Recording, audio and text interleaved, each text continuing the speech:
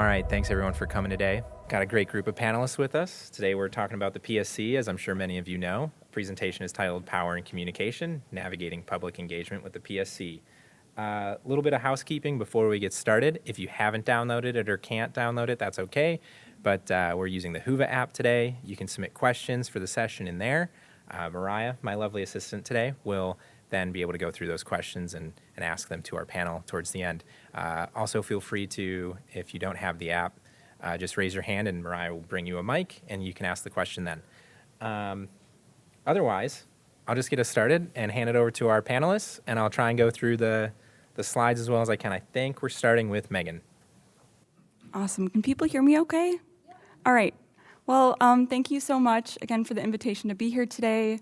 And I'm really excited to sit here alongside my fellow panelists to talk about this really important topic here. You know, something I hear quite often from the PSC about the PSC is that the PSC is one of the most impactful agencies that you've never heard of. And at the PSC, that's something that we're constantly working on changing. So if you could just go to the next slide, please. So during the course of this panel, here's kind of what I'm hoping that you'll be able to get out of this. First, I'd like to provide just more information about the PSC's work for those who may be unfamiliar.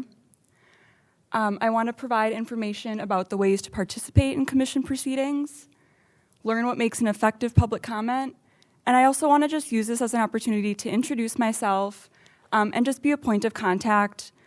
We really value stakeholder input.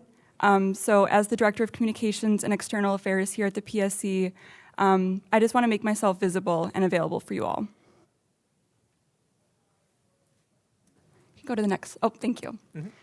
So the mission of the PSC is to ensure the provision of safe, reliable, affordable, and environmentally responsible utility services and equitable access to telecommunications and broadband services.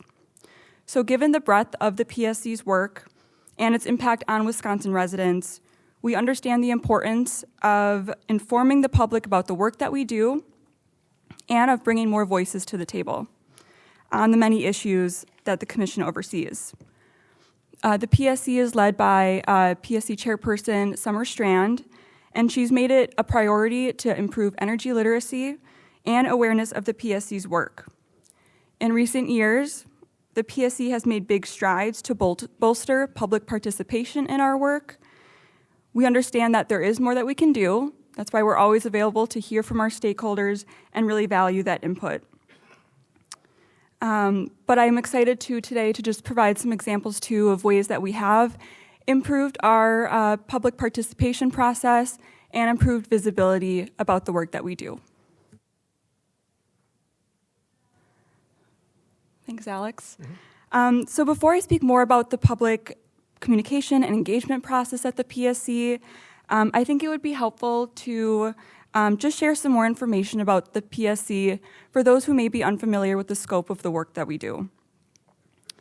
The PSC is currently responsible for the regulation of more than 1,100 Wisconsin public utilities. Those utilities provide electric, natural gas, combined water and sewer utilities, and the PSC regulates certain aspects of local telephone service to households and businesses throughout the state. Utilities under PSC jurisdiction are both municipally and investor-owned.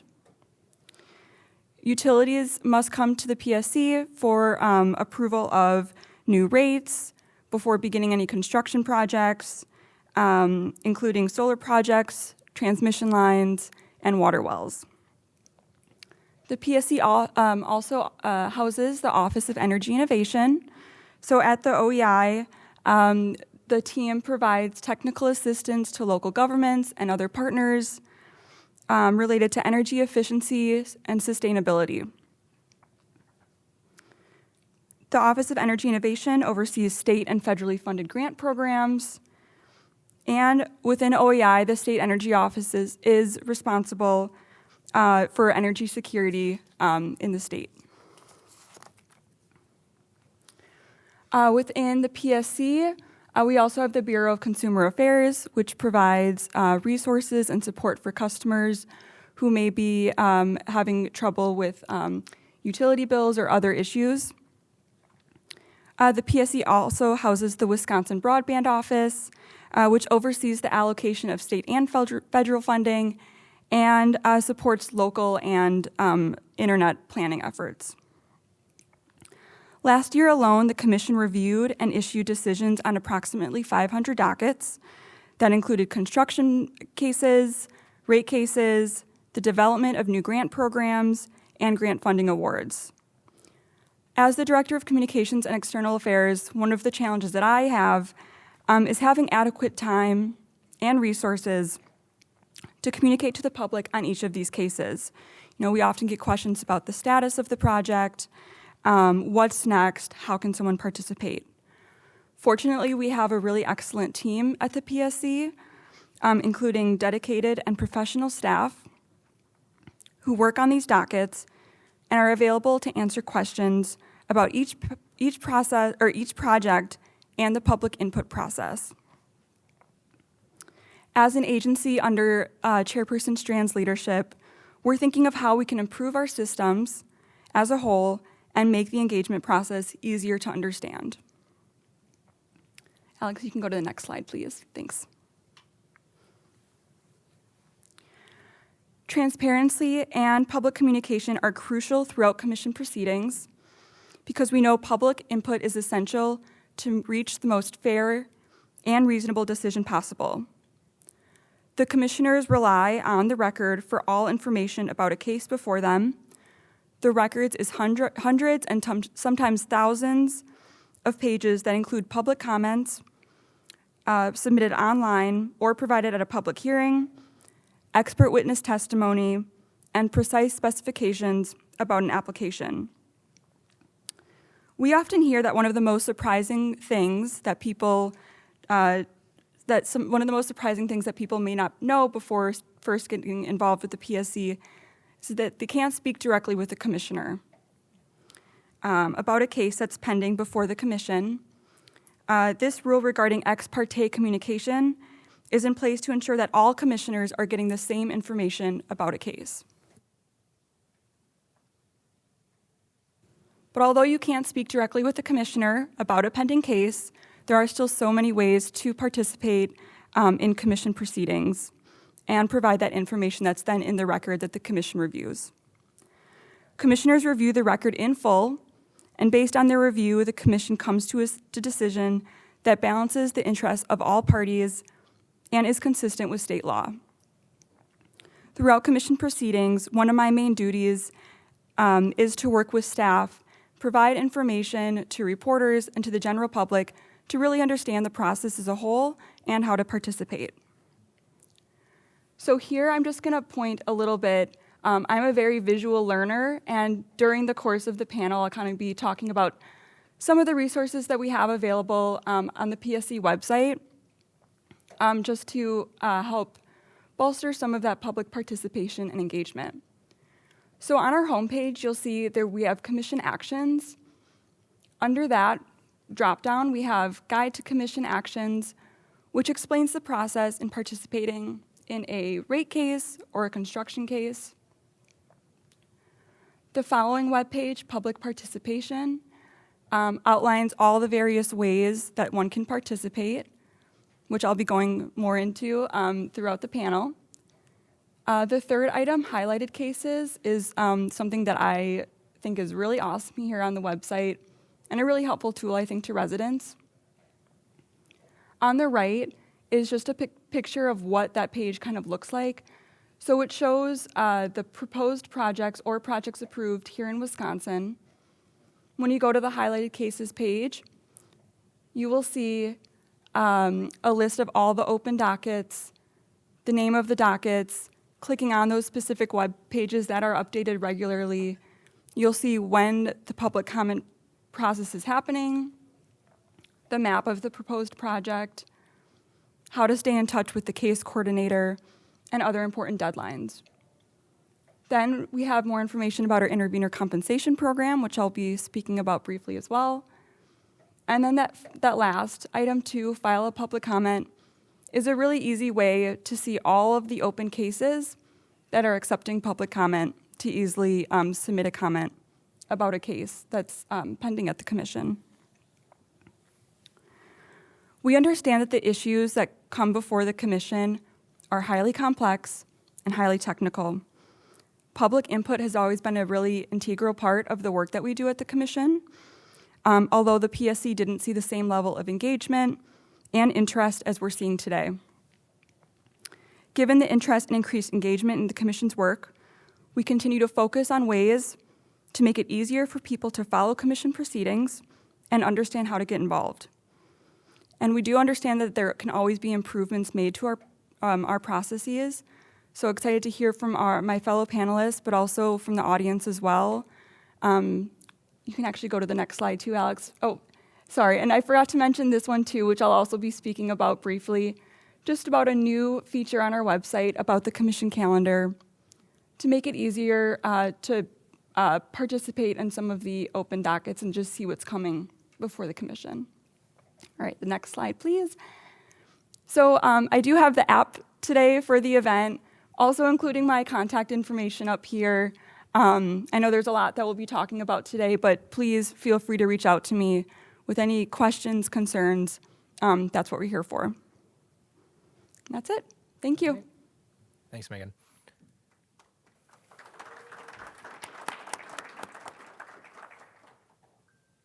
Antonio, you're up next. Good morning, everyone. I'm Antonio Butts. I'm the Executive Director at Walnut Way Conservation Corps. We're a resident-led neighborhood organization in Milwaukee. Just like the slide says, we center on residents and have residents at the center of our work, and then we advance all of our work through them, their voice, their needs and interests. We can go to the next slide. We've been around for about 25 years as an organization. Our work is squarely rooted in environmental stewardship, community engagement, and economic development. The work around community engagement is about, again, knowing the needs and interests of residents, creating spaces for them to organize, prioritize their issues, and then leverage the infrastructure of the organization to see whatever their aspirations are, to see those things through.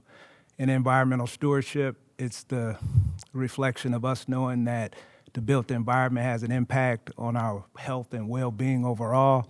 So within that space, we manage acres of urban gardens in the neighborhood. We have a couple of different social enterprises built around landscape and stormwater management. And so we try to turn every problem into some sort of economic opportunity as a part of a solution. And then economic development is just really about the wherewithal of the organization to stay in the work as needed, but then also the wherewithal of the individuals and families where most of our work takes place to be able to basically be resilient with all of the different forces that's going on economically, socially, and otherwise in the community. Go to the next slide. So, 25 years old. So in the last 5 years, what has happened, though, our work historically being place-based. This neighborhood called Lindsay Heights, 110 square blocks, and that's still our heart. That's still where we are. That's still where we do what we do. But in the last 5 years, our work has gotten much more broader in terms of work across the entire city of Milwaukee with respect to certain issues, again, around resilience, in particular as shared energy affordability, broadband access and affordability, but also things like clean water, clean air are things that we have our eyes on too. And the way that we've done that is through a new initiative for us in the last few years called the Environmental Justice and Infrastructure Initiative.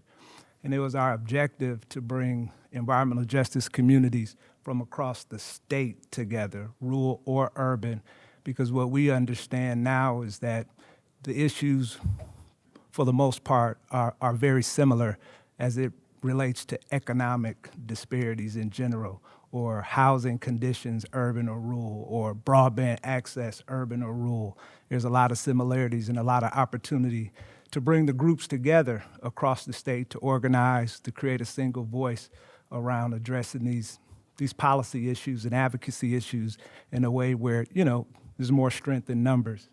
I think that the main key thing around the Environmental Justice and Infrastructure Initiative at its heart is that it's a re-grant program. So the core of it is for us to absorb resources and redistribute those resources, whether in small amounts, micro amounts, or otherwise, in the communities across the state in order for them to educate, inform, build the capacity for them to be able to show up and just exercise the civic responsibility overall.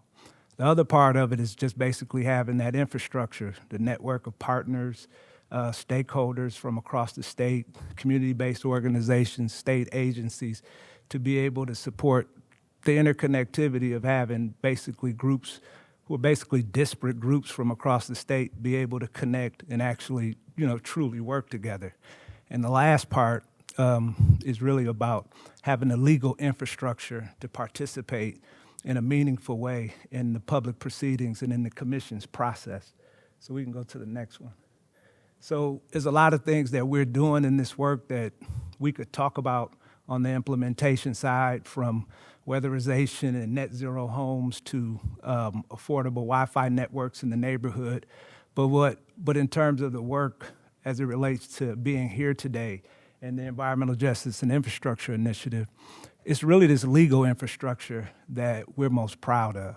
And so now that we've been in this work more than 3 years, and we've been in dozens of proceedings and participated at many levels, we really understand the value of this infrastructure. And so what we've been able to do is set up anchors in Milwaukee and in Madison Urban League, and then Walnut Way and the EJII initiative as our core hubs. But after being in the work now 3 years and building a body of work, reports, cases, and dealing with the costs associated with it, we're in a position now that we can hear from any environmental justice community from across the state and be able to support, offer resources, and organize around anybody's issue, urban or rural. And so being that we've been able to do that because of the partnership with the Public Service Commission, building our own institutional knowledge, our own capacity, the talent in our organization, being able to respond to the issue, now we're in a place where we really can exercise what EJII was really all about. And it was always about bringing groups together from across the state to address these issues. And we'll go to the next slide. And so just real quick on a few priorities. For us, the big one is where we started as an organization, and that was in our local Milwaukee We Energies utility rate case. And one of the big pushes for us was to create an income-based payment program.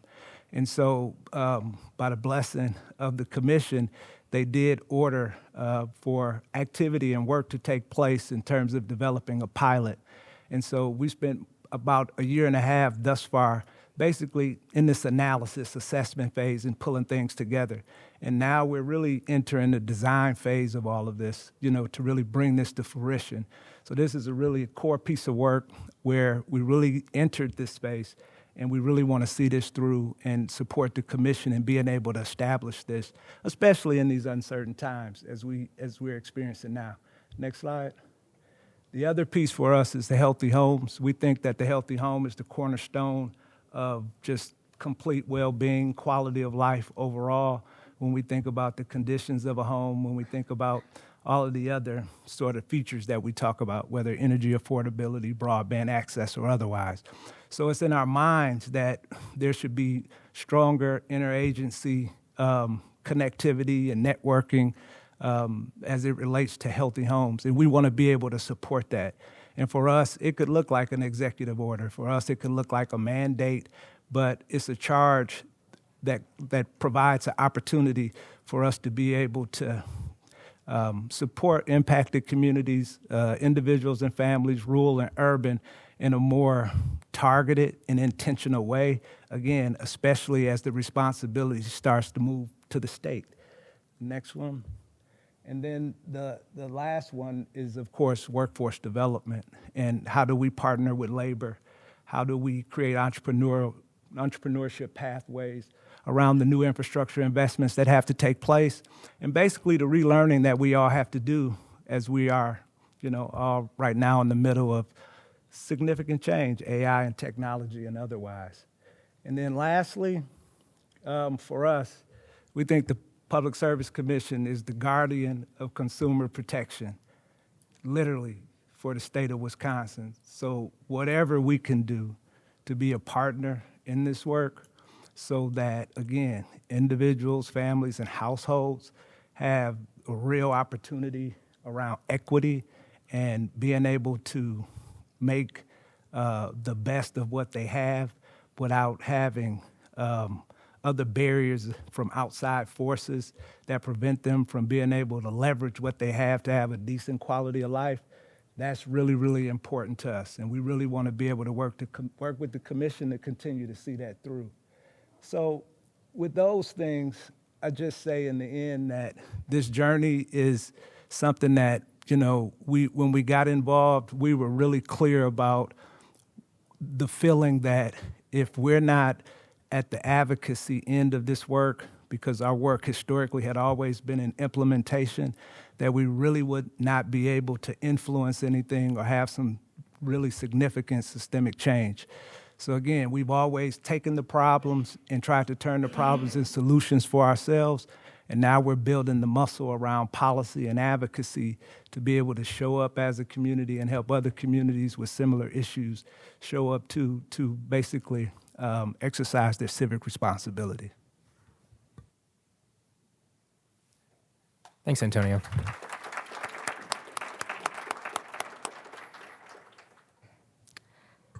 Hi, everybody. Thanks for being here. My name is Emily Park. I use she, her pronouns, and I am co-executive director of 350 Wisconsin. 350 Wisconsin is a grassroots climate justice organization. We are really focused on uplifting everyday voices and mobilizing communities to advocate for a just, sustainable future for all. We work on both the resistance and solutions side of things, so we push back against fossil fuel infrastructure projects and also build support for clean, renewable energy that supports communities. So our community, we've been around since 2012. We were founded under the name 350 Madison. See my friend Maria up here. A couple years ago, we rebranded as 350 Wisconsin to really reflect the more statewide work that we are doing. And despite being around since 2012, we really only got deeply involved with Public Service Commission work in the past few years. As you said, it's the most influential agency you've never heard of or something like that. Yeah, we'd sort of dabbled in the work before, but we realized a few years ago, as you said, if we're not part of this advocacy with the PSC, we can't really be meaningfully part of the solution as well. Next slide, please. Sorry, back one. So one thing that we as 350 Wisconsin really focus on is how can we be engaging with people in a creative way that sparks joy, brings hope, and motivates people to take action. So if any of you have ever been to the Dane County Farmers Market and there's a bunch of weirdos doing dances about climate change, there's a 99% chance that's us. So, especially here in Madison, but throughout the state, people know what the climate crisis is, but they don't necessarily know how it connects to them or what they can do. So if we can get their attention at a place like the farmers market or other community events, and then help provide that information and help facilitate a way for people to be involved, our vision is that the more people who are involved, who have their voices uplifted, the more likely we are to see the progress we need. Next slide. Thank you. So as I mentioned, it's only been a couple of years that we've been deeply involved in Public Service Commission engagement. As an organization, a couple of years ago, we formally intervened with a number of organizations, many of whom, actually probably all of whom, are represented here at this conference, in a couple of dockets before the PSC related to solar net metering and energy affordability. In addition to that formal intervention, we also turn out the general public to submit comments and provide testimony to the Public Service Commission about projects that impact their community and, of course, our state's climate goals. This first intervention for us was a steep learning curve. I think you said you're going to talk about intervention later, but we learned a lot. And one of the things we learned is that it is very hard to communicate about things like net metering, rate cases to an everyday public who are, busy with their own everyday lives, and maybe, as we've heard, maybe they have never heard of the Public Service Commission. Maybe they don't feel qualified to submit a comment. But we were really proud to say that in these first dockets that we were formal interveners on, we prevailed. So again, with lots of allies, all of whom are here, we were able to protect solar net metering here in the Madison area. We see that as a very crucial part of keeping distributed solar accessible for everyday people, small businesses, et cetera. We also think it's a really important part of meeting our state's climate goals. As we heard at one of the panels this morning, we need those solutions from the distributed solar, the community solar, the utility scale solar, and wind as well. But again, the challenge for us was, how do we communicate about this to the audience? So we can get their attention by dressing up in funny costumes and doing a dance, but then how do we take that and activate those people to action? And so the first step, of course, is making the issues accessible. So what drives any one individual person is going to vary a lot. For some people, it might be, how does this impact my own personal energy bill? Or it might be, how does this proposed gas facility impact my child who has asthma? Or for a lot of members of our base, how does this impact our ability as a state to meet our climate goals? So depending on which audience we were talking to, we were tailoring our message in a way to motivate whatever that audience was. Next slide, please. We were really excited to see that the proposals were rejected by the PSC, and then we are now in a stage where multiple stakeholders are coming together to find a compromise that works for the utilities, that meets the Public Service Commission's goals, but also serves the communities that we've been engaging with. One thing that we were really proud to see, that in the decisions here, the commissioners cited the really innovative and unique engagement that they saw on this. I think, as you said, the general public is more active with the Public Service Commission, and I think that's something we want to continue to see. Again, uplifting everyday voices, not just the voices of those who are policy wonks, who are technical experts, but everybody who's impacted by the decisions of the PSC, which is everyone. Next slide, please. So another thing that we as 350 Wisconsin, along with support from a lot of partners, including Renew, we've launched what we call our Energy Engagement Toolkit. So one thing that we've found is that, again, everyday communities who are struggling to just get by day to day, they don't have time to sift through the Public Service Commission website, figure out which of these dockets are applicable to them, what does this mean in everyday terms. And so if we can help facilitate that knowledge, we see that as a really crucial role for a grassroots organization. So can we take a docket that's before the Public Service Commission and break it down into bite-sized snippets? So can we make it into accessible social media content that somebody can adapt and share?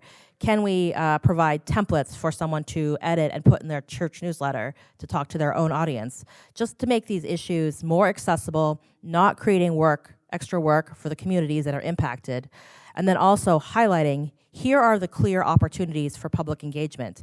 Here's how you engage. Can we provide some starting talking points, not putting words into their mouths, but saying, here are some of the reasons why you might be for or against this proposal, and then encouraging people to take that and put it into their own voice, tell it in their own story, and then hopefully the Public Service Commission gets enough comments like that they can take that into consideration. So this website is definitely still young, so it's a work in progress. But next slide, please. Or is it my last slide? That might be my last slide, actually. Okay. Please reach out. I'm in the Whova app if you have feedback. But yeah, really looking forward to talking with you for the rest of the panel. Thank you.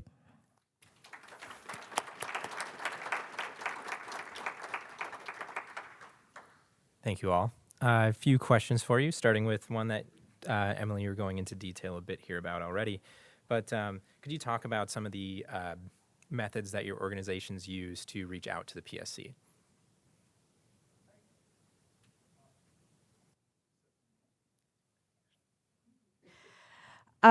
So the first thing we do is, of course, we want to be always monitoring what the PSC has on deck, what you have coming up. I know that as an organization, we are working with the Public Service Commission right now on a couple of energy affordability cases. So there's that formal engagement process, but always wanting to make sure that we know what's coming up in terms of public comment opportunities. So how can we mobilize the people whose voices matter most? And how can we make sure that they are heard? And again, that gets back to how do we make that information accessible to a lay audience, people who don't necessarily have the technical expertise. Yep, very similarly, I'll just say ditto to that. And then I'd also say, by being a formal intervener, the additional basically FaceTime engagement we get with the commission staff through our legal team is really important. And then, as mentioned earlier, the commission has a few different divisions of work. So in that grant space, that's a really important space to learn and grow into for us as well, being an organization that's trying to focus both on the advocacy end and the implementation side of the work. And then, Megan, from the PSC's perspective, what are some ways that you feel people can better engage with the commission? Sure. So like I said earlier, public participation is so important to the work that we do because it helps reach the most fair and reasonable decision possible. So there are a couple ways to participate, whether it's a member of the public or as an intervener. This might be a little bit of a 101, but I think at the PSC we try to provide as much information about our processes as possible, even if it might be repetitive for people who might be aware of this. So first, as a member of the public, there are multiple ways to have your voice heard, whether it's participating at a public hearing. Again, I mentioned the contested case calendar earlier, where someone can find out when the hearings are happening and participate that way. We also accept public comments through our electronic records filing system. I might also refer to it as IRF, or IRF system. We also accept public comments through the U.S. mail as well. Through the calendar that I mentioned as well, people are able to subscribe to that calendar, and it'll link to one's personal calendar just to receive updates about when things are happening, so you can stay in the loop on that. We also have 2 YouTube channels, so you might be aware of one of them, but we do have 2. One of them about the open meetings, the commission open meetings, typically on Thursdays, just to stay in the loop on the commission decisions that are being made and the commission discussion. We also have a YouTube page just about for the hearings, the public and party hearings, so you can stay engaged that way.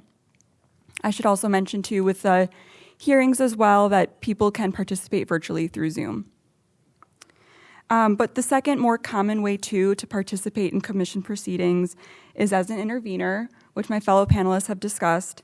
A person or organization whose request to intervene is granted becomes a party to the case.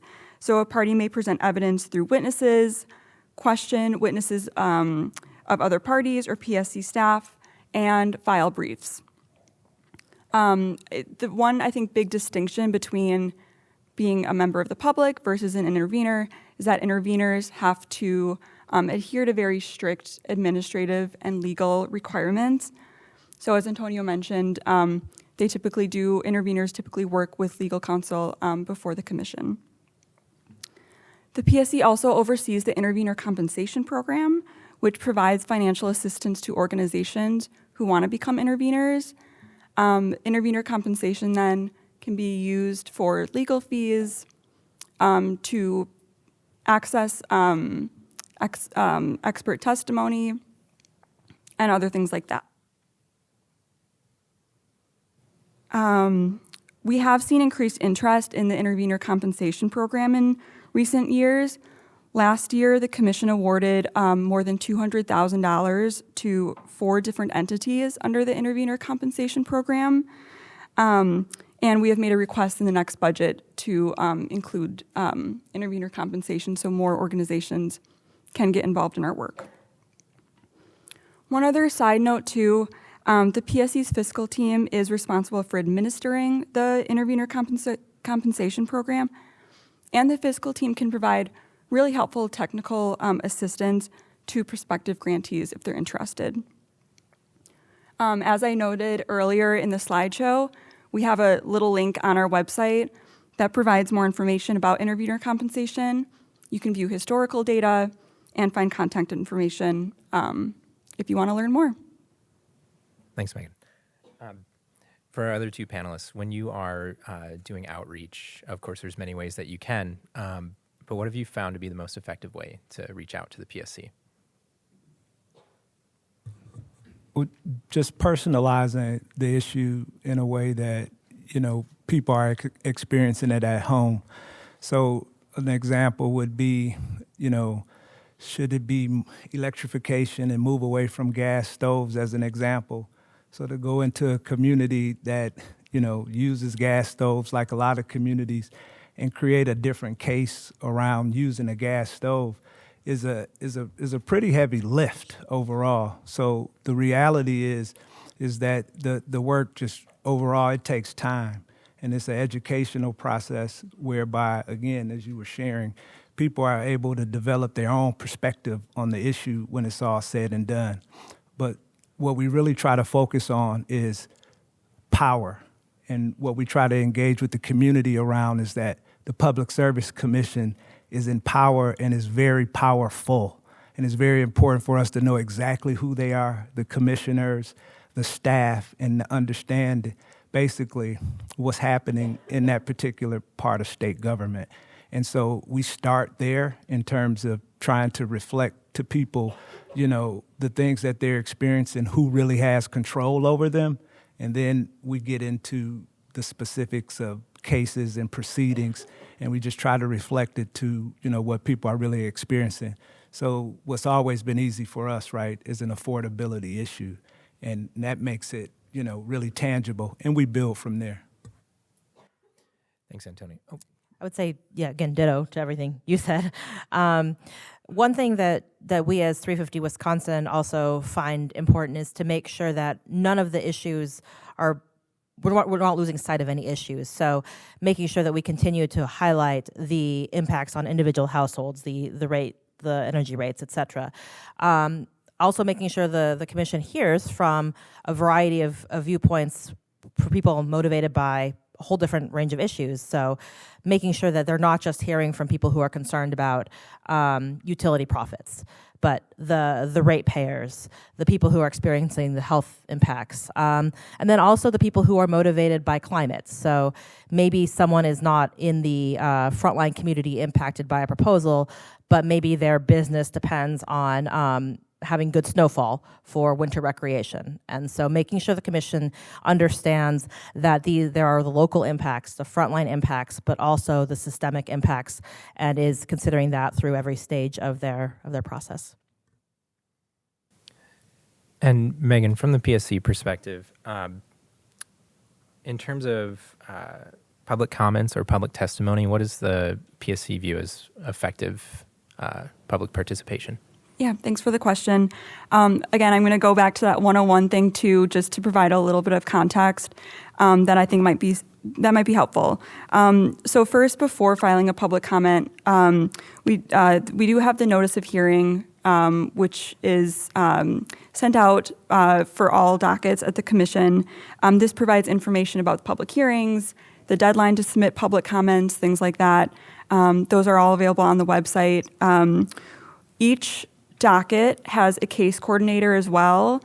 Again, as I mentioned in my opening remarks, that we have a very talented and dedicated professional team at the PSC who's really committed to public transparency and accessibility. So case coordinators for each case that are available to answer any questions about the deadline, about how to submit a public comment, things like that. Just some requirements I think that are important just to provide about submitting the public comments. One, just make sure that public comments are submitted on time, otherwise they won't be accepted. Only one comment per person can be submitted at each public comment period. Again, there are multiple opportunities, whether it's at a public hearing, submitting it through US mail or submitting it on our IRF system, but it can only be submitted in one of those forms. Another tip, the public comment should focus on someone's opinion and provide local information knowledge related to the project. So we can't really accept a newspaper article or a white paper that's not written by the person that's submitting the public comment.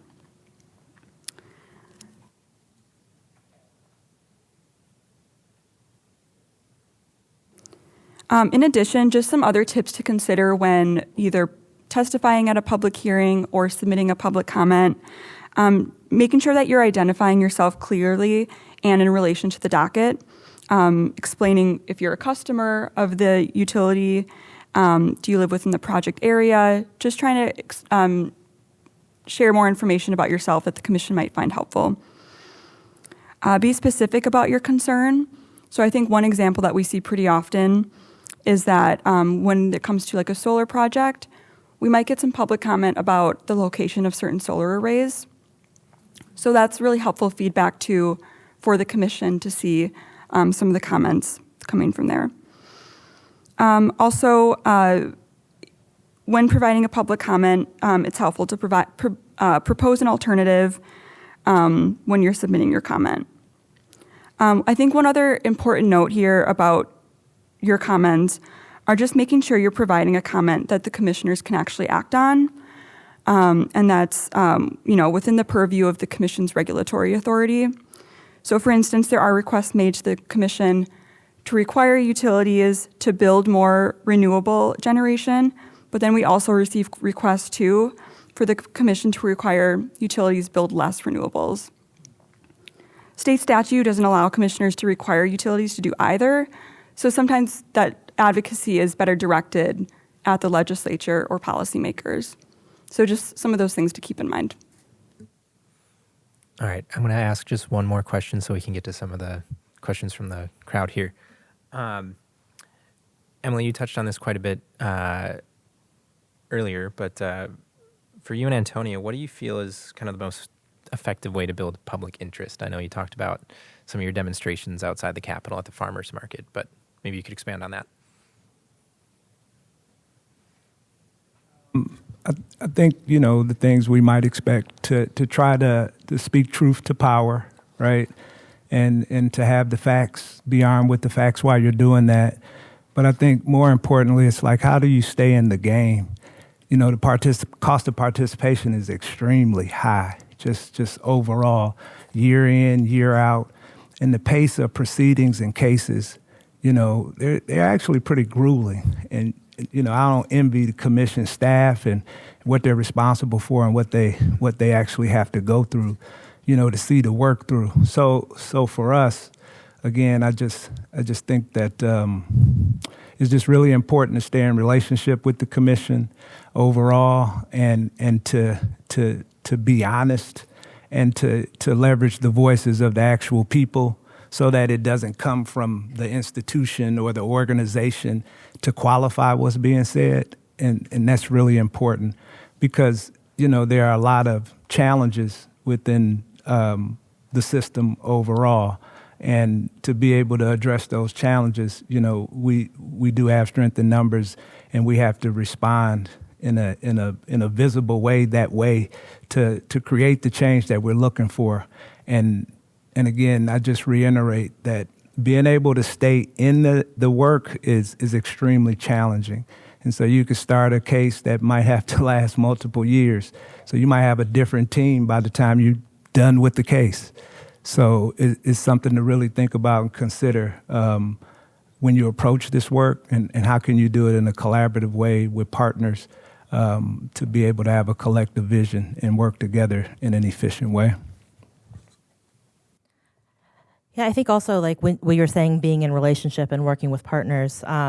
So 350 Wisconsin, we don't represent an individual constituency in the same way that Walnut Way has historically. So if we're looking at a docket that's going to be impacting the Lindsay Heights community, we would definitely want to be in communication with the people who would know what would motivate that community, and also what are the right places for the public to be speaking up, because I think there's a lot of things to be concerned about, and we all get our inboxes and text messages and everything spammed every day with requests to take action. So being mindful of which action opportunities we're taking advantage of. Sometimes if a community is being inundated with requests to take action, we might have to say, okay, this is a comment period where it might make sense for us to step back versus step forward. So is it a scoping comment period related to environmental assessment? That may or may not be the right place for a community to engage, and it may not be the right motivating place. But I think, remaining in communication with each other as organizations and communities as individuals, and then, of course, also maintaining that line of communication with the Public Service Commission. Thanks. And lastly, for Megan, you've touched on this with the new calendar and things like that, but could you talk a bit more about the ways that the PSC is improving opportunities for public participation? So I think there have been a lot of changes in recent years to just improve, again, the accessibility of the information that we're providing to people, and just making sure people are clear about ways to engage with the commission. So a couple years ago, we had a complete overhaul of the PSC website, prioritizing plain language on our website, and really just like making sure the information that people are looking for is, right on that homepage or easily accessible. Again, we know that there are more changes that can be made.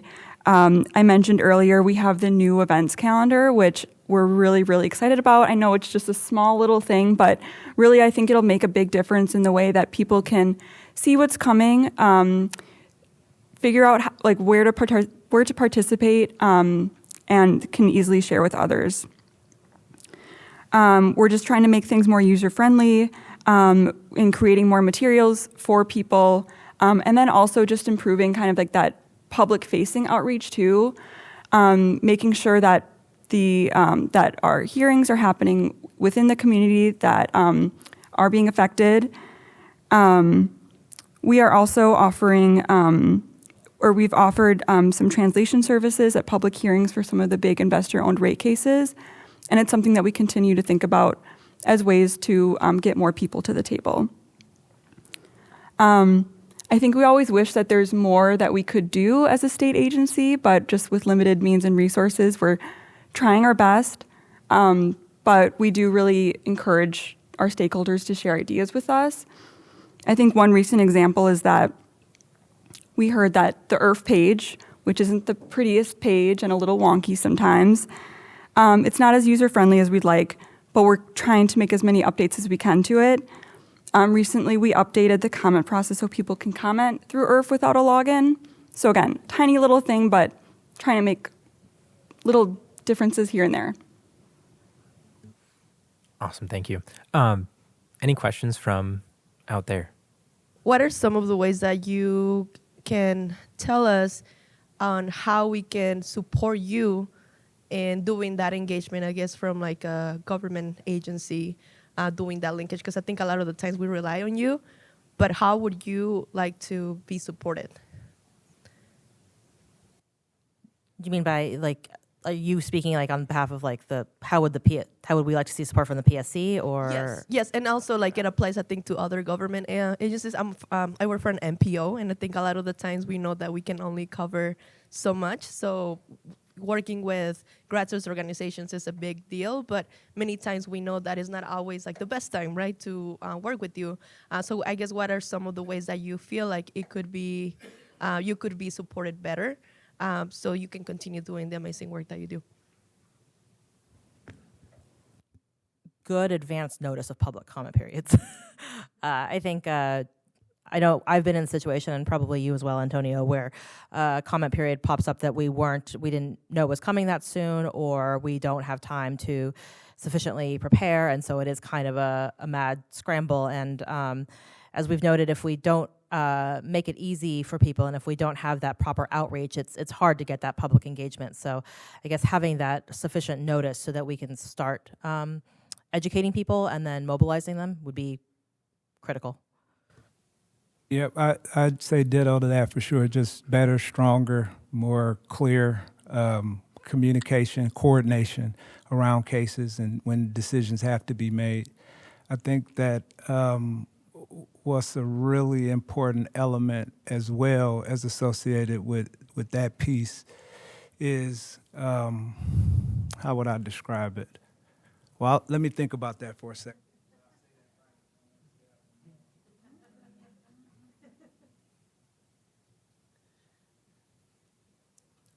If nothing else from you, Megan? Nope. Okay, perfect. Okay, sounds good. I think we have time for one more question. We're a bit past time, but any other questions out there? I thought I saw a hand go halfway up. No? If there's nothing, thank you to our panelists.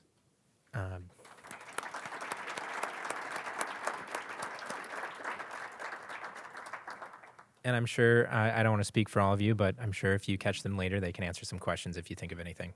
Thank you all.